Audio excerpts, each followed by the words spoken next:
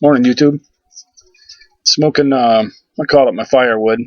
It's a piece of oak firewood I had underneath my smoker. I turned into a pipe. And I got a stem from Vermont Freehand.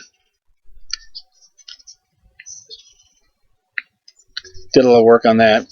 Smoking LL7 from a local brick and mortar.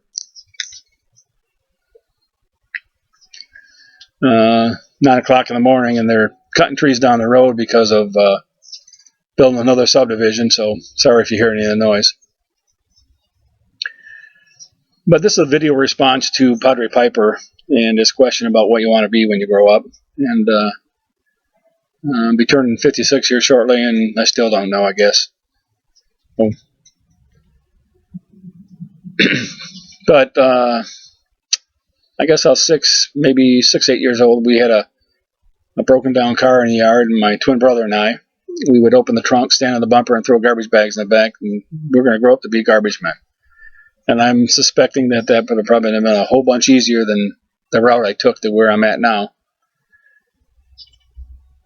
And maybe a few years later, my mom and dad divorced, and he left, and I've got 5 sisters and 2 brothers. And then I guess maybe I was 10. That was when they divorced. And then when I was 12, just about 12, my mom decided she had enough of us kids. There was 4 of us still left at home. And she left, and then we ended up living with sisters, for a couple of different sisters. And then with the one sister, they had this family down the road that took my brother and I in for a while. And good people, still good people. And they kind enough to take us in. And he was a welder, sheet metal fabricator. And so I decided at that time I was going to be a welder. So in high school, I took shop class, learned how to weld, and then ended up working in a non-union weld shop for a while. And about 15, I guess, I tried to get in the Navy, and they were all gung-ho until they found out that I was 15. Told me to come back when I was 18. So I did that. And just before I went in the Navy in January of my senior year, I had a blind date, my only blind date, and I met my future wife.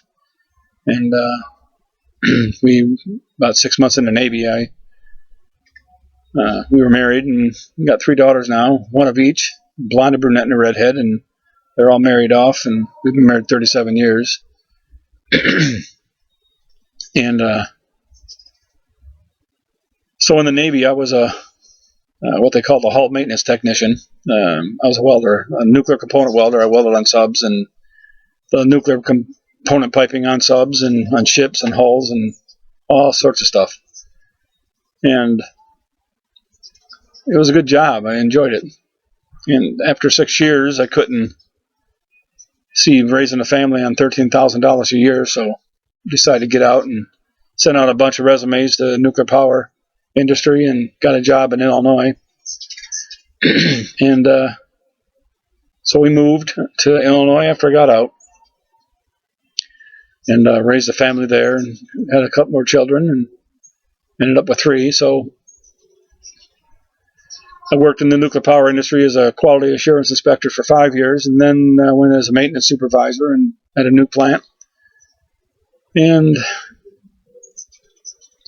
then there was a Wednesday called the Black Wednesday. I don't remember what year that was, but they went ahead and maybe 92.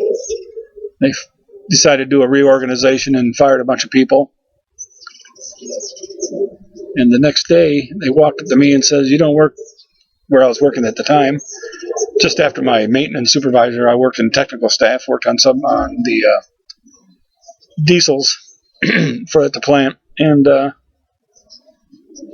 they said, "You got to go see your new boss." So they put me in operations, and I was because of my firefighting background in the Navy, because I was part of the raid as a welder and sheet metal man and whatever else.